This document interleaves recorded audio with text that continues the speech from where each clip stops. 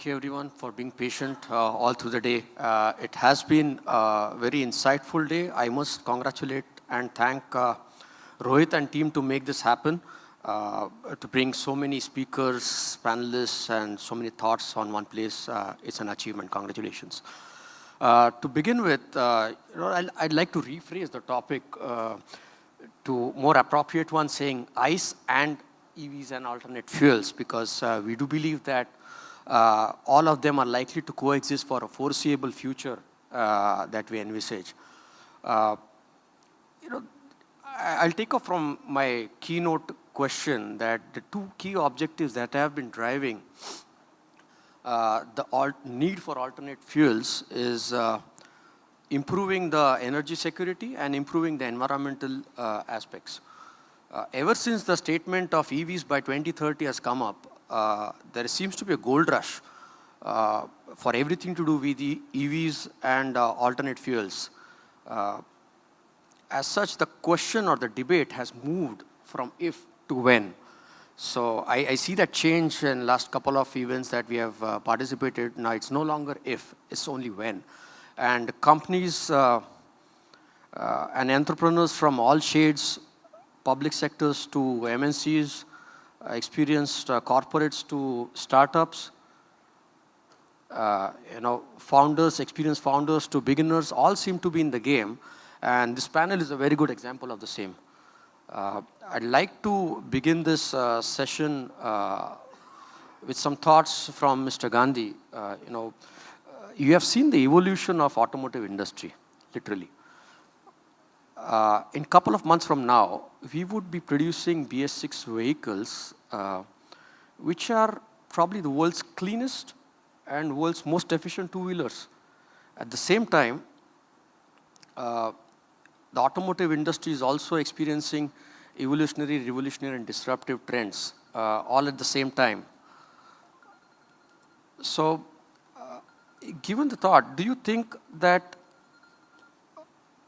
this existing OEMs have been a little rigid in accepting the change and focusing more on the cash cow rather than invest the way forward on the R&D and the technology adoptions towards cleaner and greener future? What are your thoughts on that?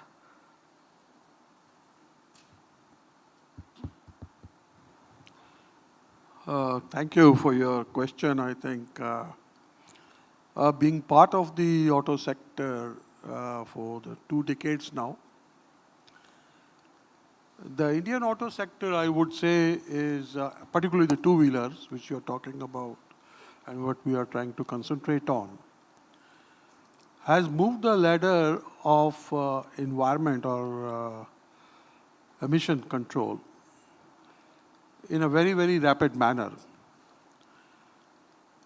We have seen the tightening of the emission norms right from the inception, which was somewhere in 89, 91, and then again the first Euro norms came up in the year 2000, and then we have gradually moved up to the ladder, and by 2020 now, we'll be moving to Bharat 6.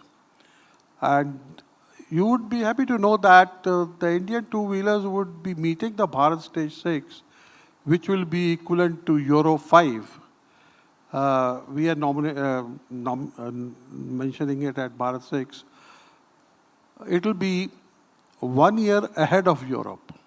Even Europe would be adopting the same standards 1 year after we adopt it in India, and it will be almost about 2 years before Japan. So India would be adopting these tightest emission norms in the world ahead of anyone else in the world. And Indian two-wheelers also are perhaps one of the most fuel-efficient two-wheelers.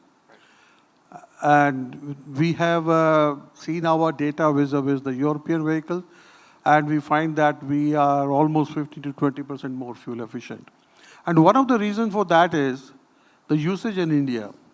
The two-wheelers in India are used basically as a family transportation vehicle in absence of any good public transport. unlike what it is used in the European countries or in the developed world, where it is more for pleasure riding. Having said that, and the other part is also that on the safety, we have adopted all the safety regulations in the world and in Europe, including many of the safety regulations which have not been there in Europe, but we have taken it up from Australia and others. And we have been asking this question from many times to ourselves, because you mentioned that whether India, two-wheeler industry has been complacent and all that, that what we can do or adopt any future safety or emission regulations which could enhance the safety and make our vehicles more cleaner. So looking at it from that angle, yes, I would say that we have done enough innovation and enough development, and that's why we are producing one of the best two-wheelers in the world for the type of application what we have here. Now, the second part of it is that as far as the alternate fuels are going into for energy security. So energy security is directly linked with fuel efficiency, and as I mentioned, we have the most fuel efficient and the low CO2 emission being emitted. And therefore, we are very much in line with the latest trend. But however, coming to the alternate fuels, which you are saying, we have been following with the government policy makers that give us a roadmap, and Indian auto industry would be very happy to heed those technology upgradation required, because I don't see a technology as an issue.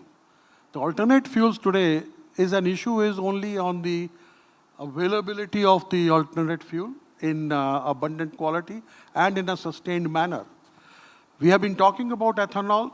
We have today a regulation that 10% ethanol glycerine blend should be there. They're talking about can we go to E15? People are talking about whether we can go to methanol 15%. LPG is also being talked about. And of course, the latest trend, as you mentioned, is the EV route. So what we are trying to say here is, there is nothing this versus that. Each alternate fuel has got its own application, its own merits, and its own demerits. You give us a roadmap. If the government gives us a roadmap that from this, I'm sure that the Indian auto industry, and particularly two-wheeler industry, which I'm part of today, we can come up with the technology options, which is not a big thing.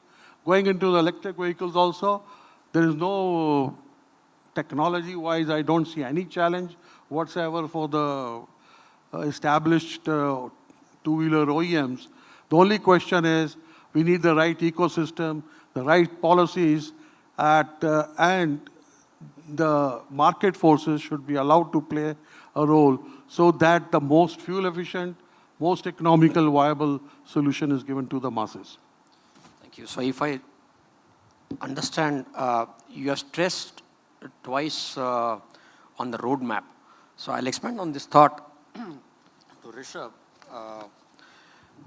As a EV manufacturer, do you think so the roadmap for from FAME 2 for 2 to 3 years, or say about 3 years, is too less to focus on, especially given the fact that developing a product from concept to prototype or commercial production itself may take 2 or 3 years to make it happen. So we have seen the challenges that have emerged from FAME 1 to FAME 2. So as a manufacturer, like you rightly mentioned, the roadmap. So are you saying, a longer roadmap from 5 to 6 years and then from 6 to 10 years would have given more comfort to the startups or the new OEMs who are, participating in this alternate fuel business? Your thoughts on it? Well, thank you. I think this is one area probably we've not touched since morning. If you look at it between FAME 1 and FAME 2, I think there was a very uncertain time. That there was a point where we were not sure when FAME 2 was going to come, what it was going to be about. There was a hint that it will be tied up with the motor output, as you may say, or the battery pack output, as you may say. And now that it has happened, what we believe, having seen this 3 years of rigorous R&D that we have put into our bike, that this policy in effect is no way motivating Indians, especially the young tech oriented Indians to go out of the way and do something different. What it essentially is more about, what I feel is, bringing in some quick solutions, quick fix solutions, which have already been, let's say, well tested out in other markets, bringing them to India, just doing left, right a little bit, and bringing them to market soon, because this time map of 2 to 3 years is too less. From our experience, when we started with our MFlux 1 bike, which is supposed to be, till date, in India, of course, it is the fastest electric bike. Honestly speaking, we have put 6 years of research into just about 3 years looking at this whole scenario of uncertainty that is going around. When we are building a product which has not been seen, even being built in China, we need a lot more certainty over the policies of the government and the kind of ecosystem it will develop. I think there's a bit of a rush to get products to the market, and there we are losing out on two major aspects. One is that we are not building aspirational products out of EV. We are actually not unleashing the real power of electric vehicles as a wow factor or as an aspirational factor, something which Tesla did when it tried to get hold in the initial stages, and probably that led to adoption as well. And slowly it came down from Tesla S to Tesla 3, whereas we are in the initial phases also looking at just mass products, and that really curtails the innovation, because from the day one we are looking at reducing the cost. We are not looking at doing something new, enhancing something, and making a wow product out of it. So yes, there have been a lot of challenges, and I'm sure policy, at least we are happy that there is some thought in the government. At least we are happy that they are looking into it. It's a little bit of motivation factor. But overall, the ecosystem in India, in our country as of now, is very, very nascent. If I talk about the kind of parts that we have to develop, and so it's very tough, honestly speaking. If we have to do simple things, it takes 3 to 4 months because of the ecosystem not being there. And then there comes a little bit uncertainty again about will the market accept it. Then there's a whole lot of confusion happening there. Yes, we were discussing that probably things will get more clearer in 2 years. I think the one who will emerge as the market leader will set the standards automatically if the government is not willing to take the lead in saying that this is the 2 or 3 benchmarks that the power should have. The one who is going to take the lead and has the largest market will in itself make others follow and do a little bit of standardization. As we also do R&D for a lot of companies outside India, we realize that somebody will come back asking you a 6 kilowatt system design, somebody will come back asking you an 8 kilowatt, and in two-wheelers probably a 2.2, 2.8. And hence I think the R&D effort is not consolidated. If it's happening within us, within one organization, that we are being pulled in 10 different directions, maybe there are 50 startups out there and they'll be pulled in 500 different directions. So maybe we are just overlapping the effort, whereas in the end it has to consolidate into some kind of certain set metrics. So yes, I think policy framework ought to be more clearer, but I think it will happen only with time as the things get out in the market.